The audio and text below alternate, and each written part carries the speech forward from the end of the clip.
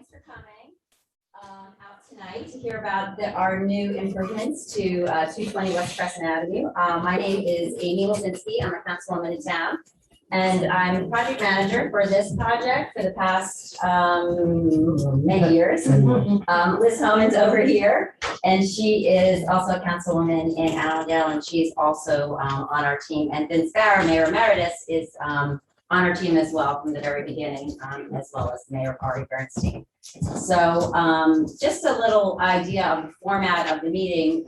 It's casual, and it's going to go over the history a little bit, very high level history of the project, and then get into what this project really is going to be about, because we have made some changes, as you will see. And then there's really not a lot of people here, so I think we'll have an opportunity to answer, anybody's questions. So we'll do all the questions at the very end. So as far as a brief history, about 5 years ago, we acquired property which we call 220, 230 West Crescent, also known as Black Miller. It's at the corner of Myrtle and West Crescent Ave. This is a piece of property that the borough has wanted. We've had our eye on this property. It was in our master plan as a desirable piece of property. And we even approached the former owners and said we would like to purchase it first. We wanted to be the first opportunity. This property is also very desirable for developers. So we did actually have a developer come to us and want to buy it and put up to 300 units there. I was actually personally approached at a football game from a very well-known developer, knowing I was a council person, asking me about the property because they wanted to develop on the property. So it's a really, really desirable piece of property for the town because of the location. So we wanted it come hell or high water. So when the property was actually purchased, we proceeded with the eminent domain, and we were going to take it via eminent domain. But luckily, we were able to negotiate a price with the current owners.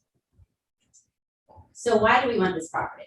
We wanted it mainly to keep the character of the town. So as I said, it was a desirable piece of property where it's located by the corridor of Main Street in Allendale. And we needed it for our fair share housing. Fair share housing, also known as POA, you'll hear me say possibly, the words are interchanged. Mount Laurel, you'll also hear, it's state mandated housing. So we needed it to satisfy our third round of housing. I'm sure everybody's seen the explosion of condos all over this entire area, and that's pretty much because of the fair share housing.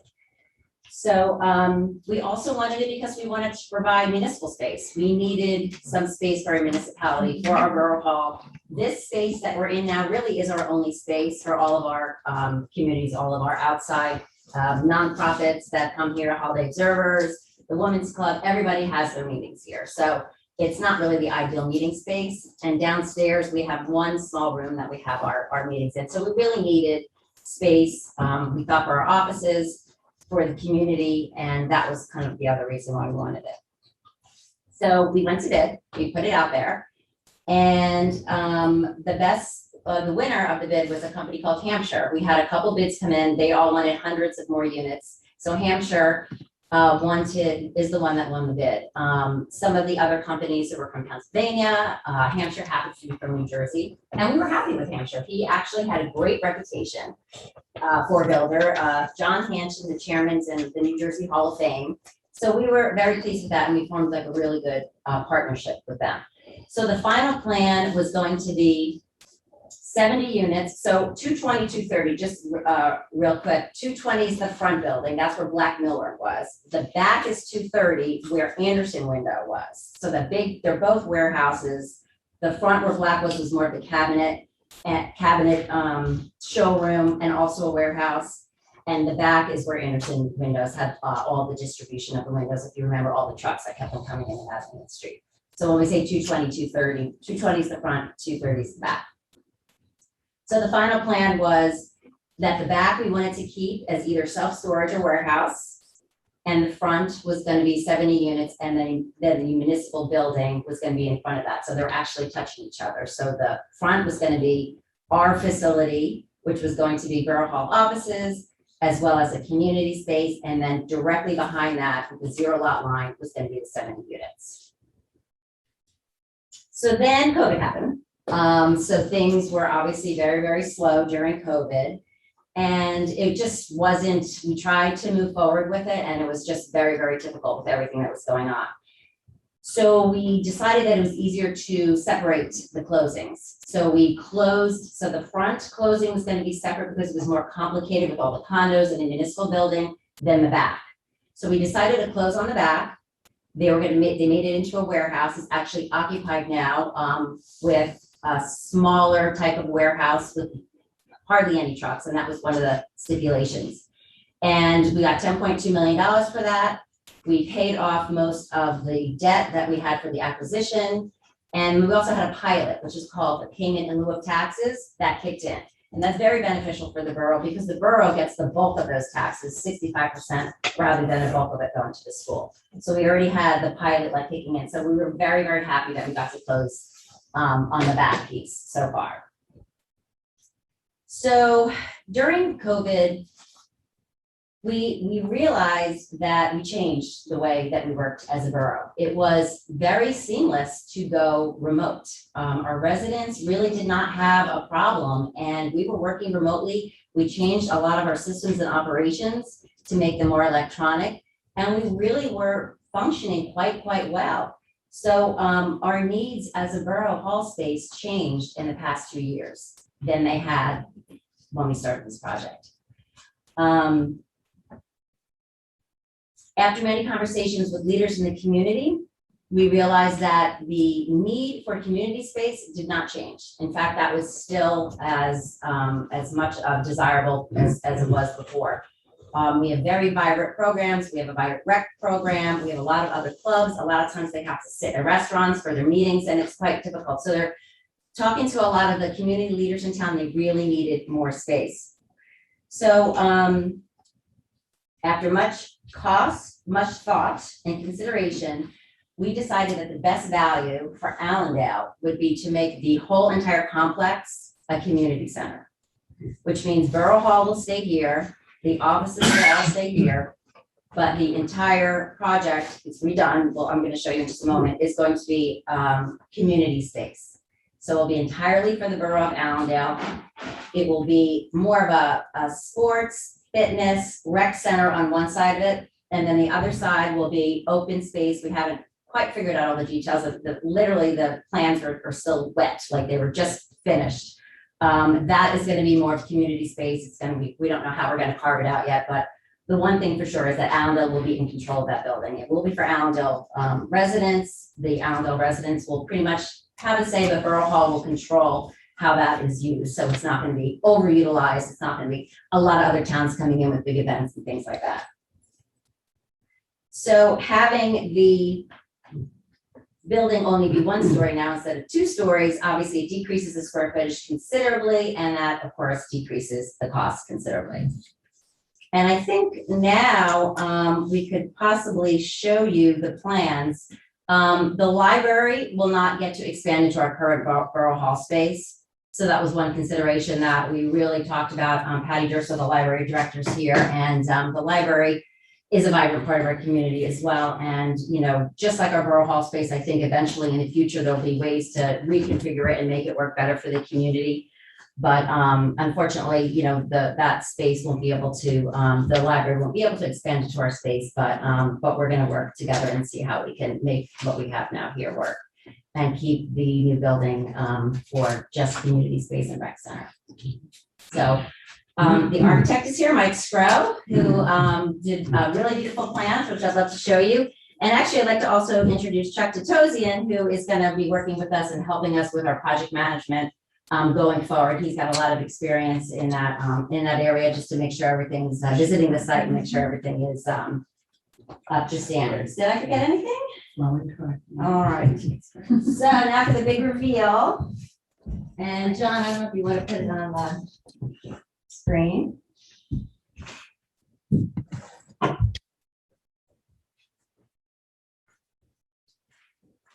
Feel free to come up because it's going to be hard to see, but so this is the floor plan.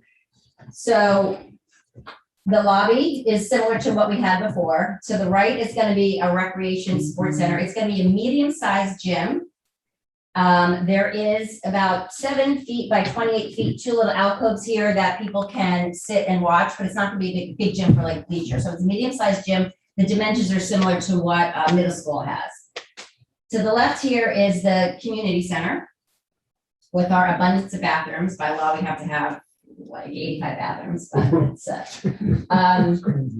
and what's really cool actually about this is that there's optionality involved. So in other words, if future mayor and councils need a second floor and they need to make it bigger, it's going to be built where this roof, the roof for here can just come off. There can be a staircase put in here and another staircase put in here for ingress and egress, and then an elevator. And it can easily be converted into a 2-story building because the ceiling is going to have the structure that you can easily just pop off the roof and build the second floor. We don't need that at this time. We don't think it's necessary at this time, but I think it's just really cool to have a building like that that can work and have all those other features. And then this is the plan. Can you put it on here? In this screen? So, so this is the front where you walk in. So that's this part here, the lobby. And then to the right here is going to be the rec center, which is like a gym, but it could also be used for fitness or other type of activities. There's also going to be a kitchen. The kitchen is going to be a kitchen kind of like, I don't know if anybody goes to Guardian Angel, have like one of those, those doors that go up that you can kind of serve like out of there if you need to have some type of fundraisers. And on this side is going to be community space. It's not carved out yet. Right now we just have it at one big space, but going from about 14,000 square feet to about 7,500 square feet. Right. So it's considerably smaller. We haven't quite figured out the color scheme yet. We like the white and now we kind of like the dark. So we're going back and forth, but you'll see here, the whole idea is to make it work with the condos that are behind it. And the condos behind it are quite tall. So we have it here. So you're really only going to be able to see like this tall piece if you're kind of standing in the road. This is West Crescent here, but when you're up in front of it, you won't be able to. And here's some outdoor space that's covered space outside as well. It's up there. There's gonna be a bunch of different colors that will flash. So there's the white. So it's we changed the windows a little bit so it looks a little bit more neighborhood-ish. Fits in, but it still has substance. I think it looks like a borough hall. It looks like a civic center. So it's not like it looks like an oversized house. It looks, I think, has that kind of civic look to it, but still has that like kind of neighborhood feel. Yay! Is that a question of that, Steve? I think it's not really a question, but I think it's important to emphasize, correct me if I'm wrong, when you said the roof pops off, it's not a rip and replace. It literally kind of pops off, right? Well, I'll let Mike answer that. And then you add the second. Because I say that without knowing anything. No, I know.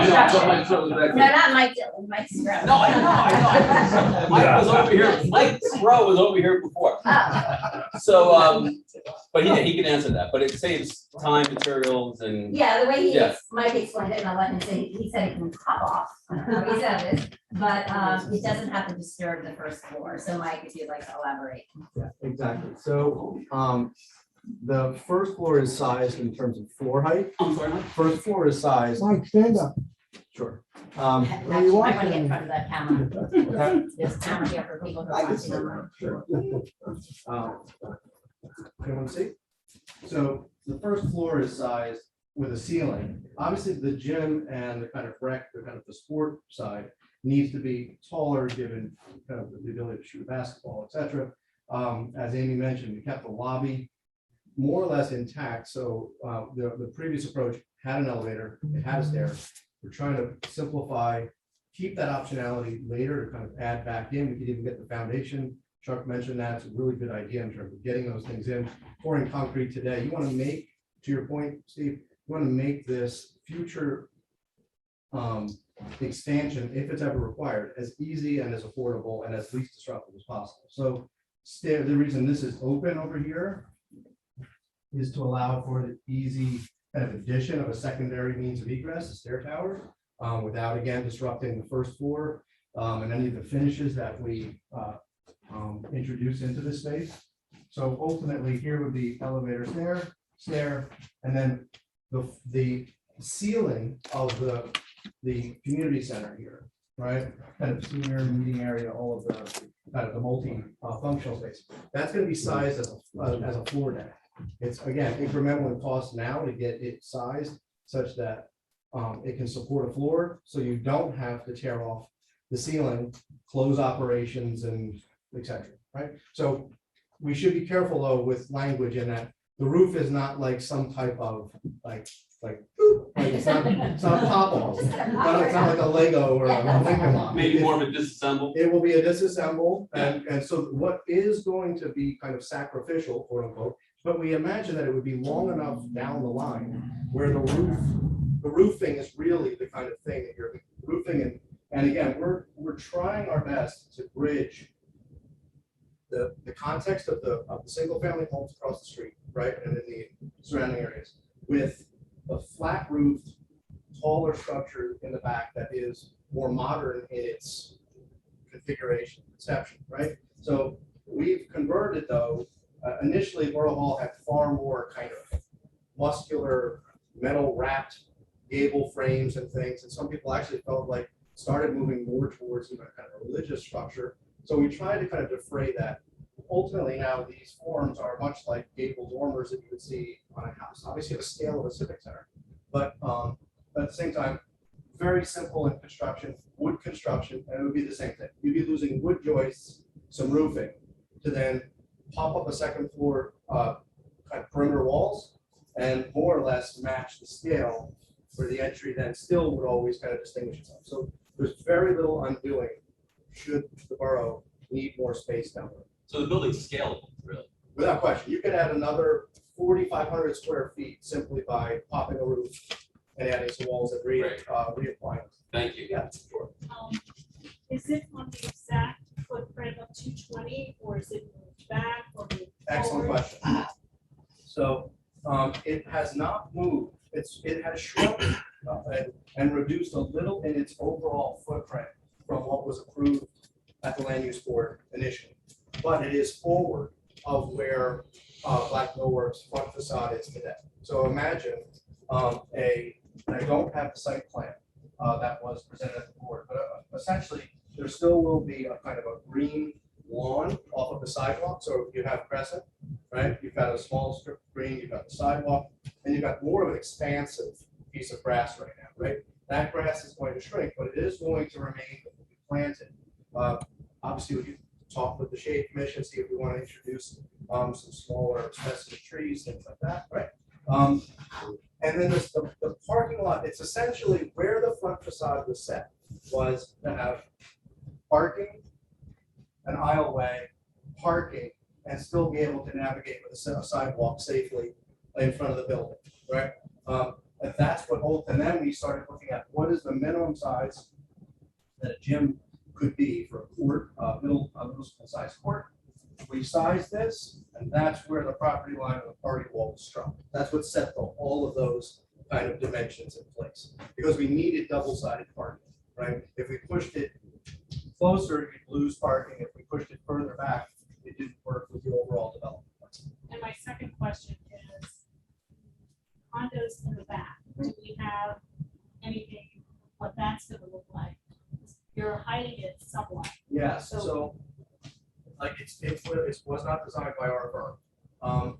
It is well done. I mean, like in terms of architects, everybody's a Monday morning quarterback, right? And I'm sure many people could also have opinions in terms of what we've done. So without commenting on necessarily the style, it's articulated well. It's got very durable materials, right? In terms of it will have longevity. But it is, make no mistake, a larger form. So one of the reasons why we also thought the gable roof was appropriate was you get more height by having a roof pitch up, right? A peak roof is typically taller, obviously, than a flat roof. So they're using a flat roof trying to fit in more floors. We're not looking for those floors, but we still need to break down scale. If all of our building kind of came down, it would look like a very diminutive municipal building, right? in front of a backdrop of a much larger building. So that was the logic of having stable roofs trying to mask that. And this picture is It is accurate. both with the back, like what you're seeing there. Correct. This is their build, like, we don't have, they did not provide us with their exact building. What we did do is we put the exact mass, right? So they have a building, then inside they have a courtyard. And then this exact dimension is here again. So this taller form completely masks it, right? But this form, we felt like, if you're anywhere in, if you're on this, like right here is kind of taken from the sidewalk. This will be a nicer material. It's going to be a softer muted color from what they were talking about in terms of like a light gray. Certainly, it will not be, I don't think it really will be kind of out of context. This is going to be, our building, by far away, is going to be the face of the property. This is falling away towards the back. I'm really not concerned. I really mean that sincerely. I'm not concerned about how we're going to mask their building. And should a second floor ever go and be introduced to this, their building practically disappears. No, this has already been in front of the land use board. So the actual building, their building is on there, all the plans and the inside, and all that has been to the land use board back in 2020 or 2021. We are actually, we are in line, we have to go back to the land use board just for our piece. We're scheduled to go on the July 20th meeting because our use changed so much. Because before we had 2 stories, we were gonna fit the borough offices. Now it's, completely, the use has changed. So we have to go back. So all of the engineering and all that's already approved. Their building was already approved. We're just going back for a use change for our building. Sure. Oh, go ahead, Mark. It's going to be stepping down from right to left. Why didn't you design that last piece to be high enough? Excellent question. So really it comes down to, this is the exact, this is the range, give or take a foot or 2, right? That makes sense in terms of, if we built this space taller, we would be building, we would be adding cost to the project to go higher, and you would then have drop ceilings with a ton of, and where you drop that second floor in, again, remember that the key here is we try to set this height so that this can remain in operation, this whole center can remain in operation. Obviously with some disruption in terms of it, you might be out. They might have to, for safety reasons, if workers are working, but essentially we're not cutting into this space down the road. So if we made it taller, we'd be buying space that we don't need today, right? And it would just be inefficient for heating, cooling, all those things. If we made it shorter, you could bring it down a foot or 2, but it's to your exact point. It started to really not do a sufficient job of masking this. I mean, I think you have to remember, elevations are this right here. You never see the world this way, right? It's okay. That is a kind of a 2D projection, as if you were kind of floating 10 feet off the ground.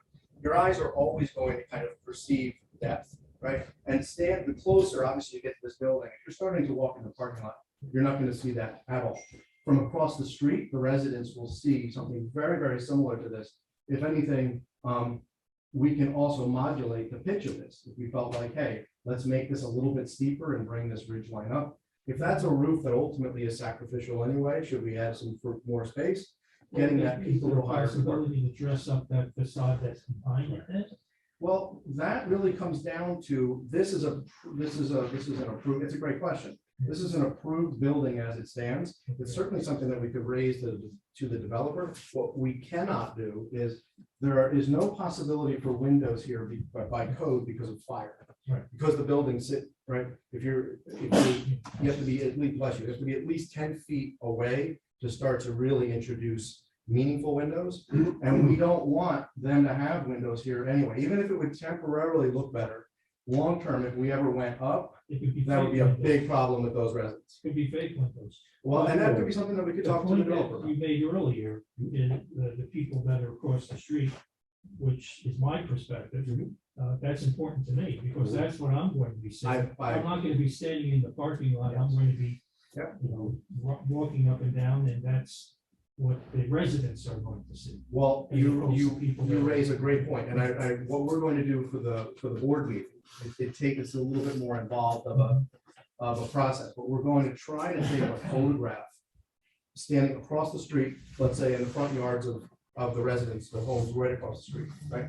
Take a picture, orient our model to fit that view to the, as closely as we possibly can, and superimpose this 3D model into that photograph, right? And I think that will take away any questions in terms of what is it exactly that's going to be exposed. I really think ultimately it's further, like when you're coming north on Crescent, after you pass Holmgren's Parati, that is when you're going to see the biggest view of, because this facade has more space in front of it, right? This will be a more prominent, and they've treated that like a front in terms of its treatment, right? It's materials.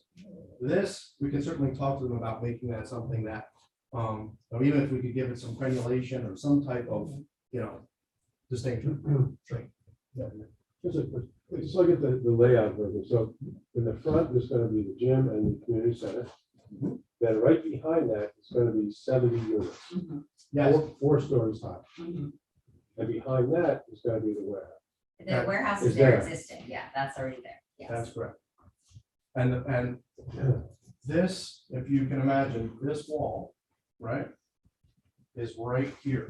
Right, So there's an egress emergency alleyway, right. right, for their courtyard. So their courtyard more or less lines up with our lobby, right? We at one point had glass here and then it was mutually decided to just not share the walls. But everybody comes in and out through one entrance and exit. No, for their building and for ours. Right. We have multiple points of egress out here, out here, out here. I mean, to Crescent, I mean, To Crescent it the is, cars, yeah. yes. It's one. Yeah, and that was that was explored pretty extensively in the previous meeting. Yeah, one person, question did have, is there going to be a light there? And there's not going to be a light there because there is a light right at Myrtle West Crescent, so there's not going to be a light there. I just hope it works. That's all. Because when people go to school, it's a huge line. Because I think it was evaluated like in August when no one was in school during the pandemic. So, I mean, that's not reality. Reality is during the day. What I can offer you is this, and I don't mean to interrupt, but I also don't want to, I don't want to wear a hat that is not mine, and that's not to pass the buck. At the land use, the civil engineer will be kind of appearing, right, because he's going to be talking again about the changes that we're making. So that would be an appropriate, I just want to make sure that you would get an appropriate answer to that as opposed to an architect weighing in on a But traffic this requirement. has all been in those units that has already gone through the planning board process, so in no way is there an opportunity at the next time to change like that.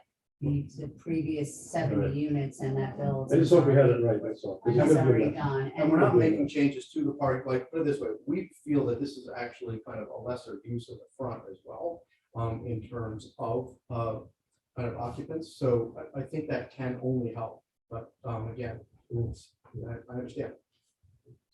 Yeah, I mean, there's building everywhere that's going on, places that have 200 units, 400 units, so it's tough and it's tough. I don't, How many units are we, Mount Laurel, whatever? There's 6 that are Mount Laurel plus another 3 that are first responder units. And that's what the total is 70. 2 other important things I wanted to bring up. This building, one of the main points about it was that we were going to do all this without raising taxes.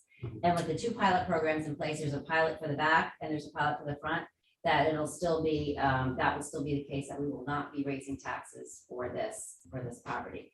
The second point is that we also went out for a grant for the community space and it passed the first muster. So it still has to get passed again, but it went through. And so we're hoping to get some significant funds to help offset the cost, which will be even more beneficial for our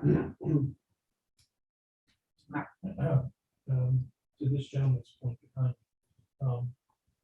it seems like the hours of operation would change considerably from what was first conceived, because now it's going to be entirely used for community purposes instead of for railroad purposes. So that would indeed change the amount of traffic going in and out of there. And, it would be a good thing to convey to everyone what we foresee as hours of operation.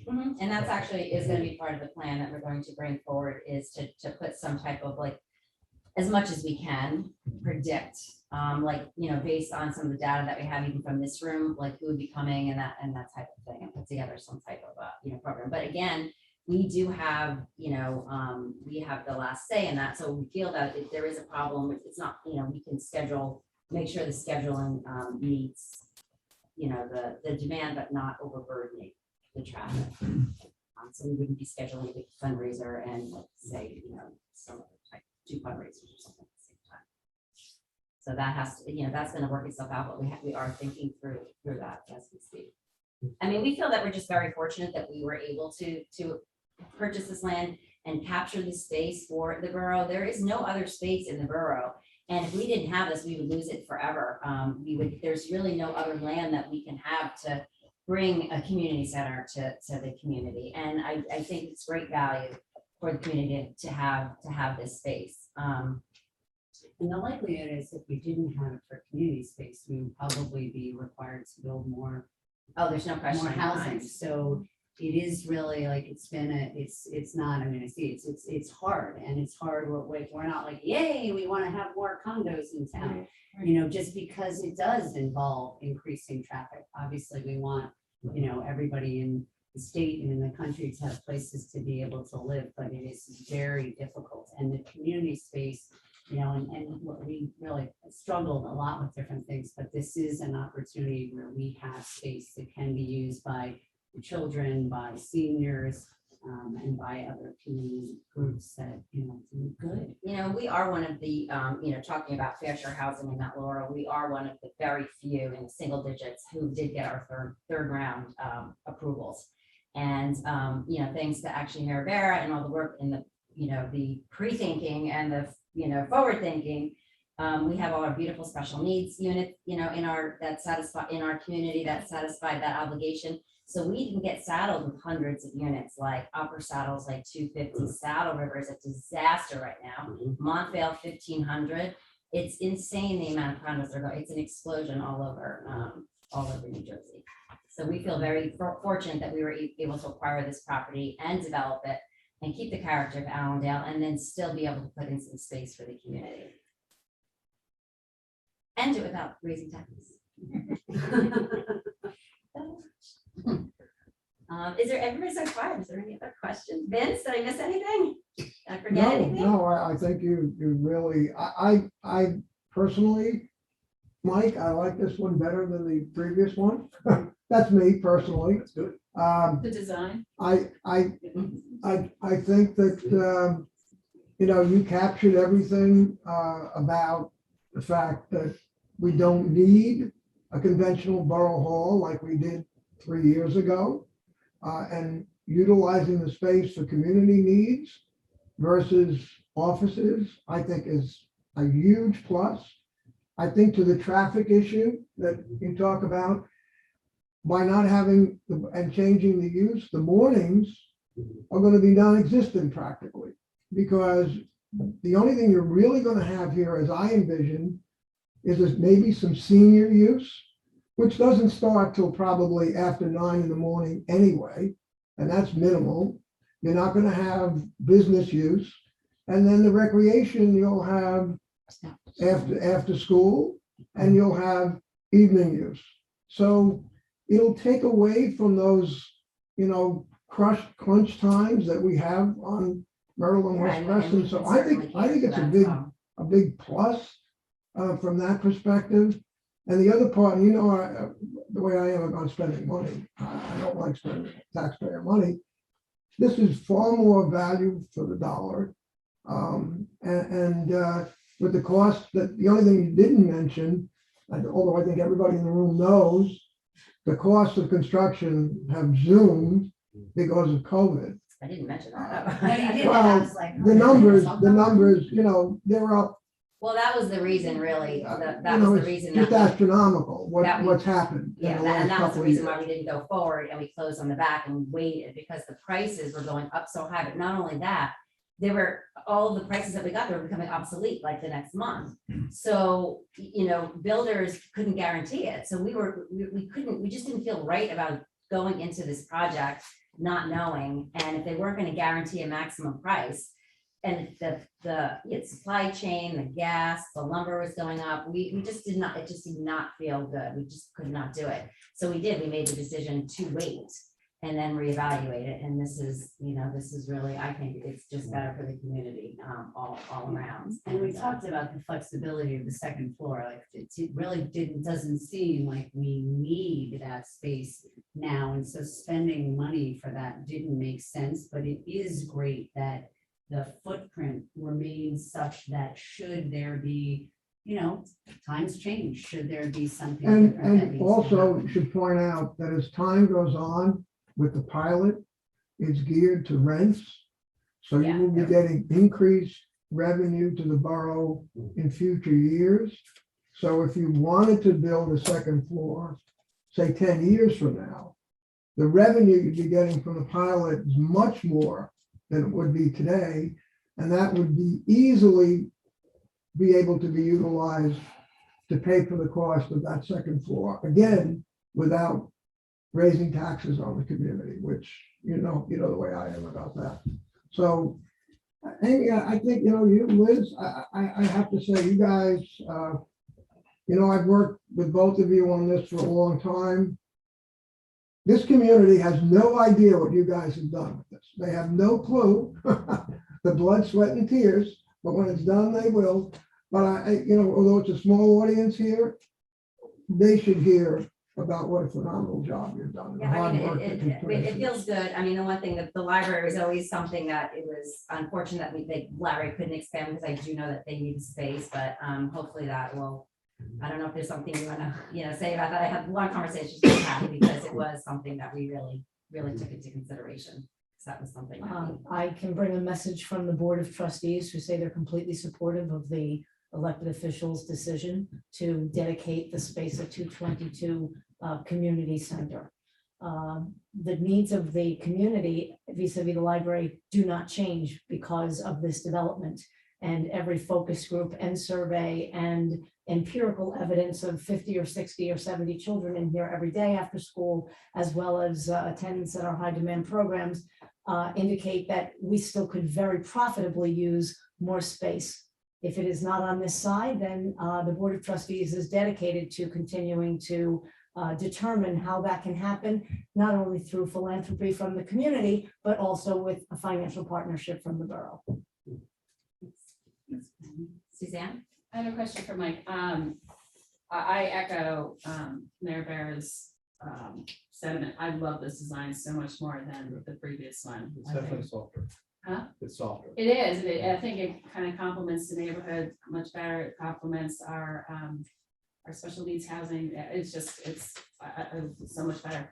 I want to talk to the windows out. One of the issues I had with the previous design was those kind of cathedral windows, Yeah. cost of so replacement for windows like budget that. alone, these really now, what's proposed are as basic as it gets. Okay. Anderson, and these are standard in the model, they're standard Anderson units. Now, we may choose to go with something a little bit more durable from a commercial standpoint in terms of a Marvin, or maybe a Pella or a higher Anderson series. But the thing is, just know that any window that you see here, even these that are kind of stitched together to try to be a little bit more powerful as kind of entry and distinguish it separate from the rest, these are just mold, let's call them Anderson stock, nothing custom units. So that just from talking to Chuck and trying to understand, like, how could we help not only in terms of reducing the square footage to bring costs under control. From a material standpoint, we're talking about hardy board siding, so a very conventional residential clapboard look, AZEC trim. I mean, all of the things that we're doing for residential projects in town, or even the brick veneer is kind of, it's limited, and we pulled back. We had more on the kind of side elevation. We kind of pulled that back as well. So, but to answer your case or your question directly, nothing custom now, no storefront, no curtain wall, simply plug in units. Great, thank you. Amy, I still have a concern, and I want to know if there is a place to voice this. And the woman behind me mentioned this as well. My major concern has nothing to do with how it's being used, and I think it's a great plan. It's strictly with the traffic and how that's going to impact that intersection. And why it's not considered a possibility to have an entrance on the northern end of the parking lot. And restrict the current entrance to just exiting, or just allowing the possibility of another way to enter this complex would alleviate what I foresee is going to be a very difficult traffic pattern at that intersection. And I say this because I live there and I walk there, and coming out at any time when there's traffic, even if there's 3 trucks coming out of Vorst, it makes you wait an extra turn at the light. So if there's any possibility of considering a second entrance, I think that's a serious issue that is going to occur. I do believe, I'm not gonna, don't quote me on this, I do believe they did look into it and it would take away parking spaces, and I think that was And I think also, Andy, if I may, I think I actually suggested a second entrance at the northern boundary of the property. Yes. And I was told by the professionals that that would worsen the traffic coming out on West Crescent rather than having it come from one spot. In other words, if they were coming out of the northern exit and coming out of the regular exit that there is now, you now have 2 places coming out and converging on West Crescent. And they indicated that that made it worse than, because you would basically have a backup onto the property, not on West Crescent. So they were better off with 1 rather than 2. So we deferred to their expertise on that. Well, Mayor, if I may, I was suggesting only an entrance, the northern end, not an exit. So that, Well, no, they were talking about any, when you have Any two, different, two ways, egress, whatever, yes, from the property adds more to the traffic than having it one place. Just have one, that's what they told us, because we suggested that to them. We actually had one right at the northern boundary, yes, yeah. which is now the home Yes, that's yes, been yeah. beautifully done. Mhm. And they said that's not a good idea from a traffic perspective. So we yielded to their expertise. That was brought up, Mark, I would say it was one of the very earliest considerations when we talked about it. And so we deferred to their professionals. I'm really concerned about it, but. Yeah, there's no way because to you have address it. 70 units in the back, so if there's one person in each of those units, that's 70 cars coming from those units in the back. You have all these people in the community center, and, so that's a lot. And Yeah, I but I know don't there's think more people- than one person per unit and more than one car. Yeah, I mean, all I can say is I can defer to the traffic experts. I mean, how they do their patterns, I'm not 100% sure. I don't think all 70 people would probably be leaving at the same time. I used to live in a big condo complex. I remember it was like 500 units. I'm like, oh my gosh, this is gonna be so long. And it wasn't like it wasn't traffic at all. People just leave at different times. I think now with COVID and people working from home, I think hybrid type working, it changes those patterns as well. But I have to really defer to the traffic experts because that's what they're, they do their studies. Because you think of like actually, there's 2 entrances, there's a way in, way out. Not much, it could only be one way. We would have to, so I don't know, I just question. Were you saying earlier that the traffic pattern has already been decided? So it has And approved, so. It has been decided and approved. I'm not sure if it's gonna be relooked at because of the new use here. I'm not 100% sure about that. It does have to go in front of the land use board. Actually, this is still really preliminary. We have a meeting next week with actually some of the experts to review what we need to get done before the land use board. How many units are in Whitney? 169, I think. And they have one entrance and exit, right? Yeah. They do onto Chestnut Street, which is a Right. busy street with a railroad track right there. Yep.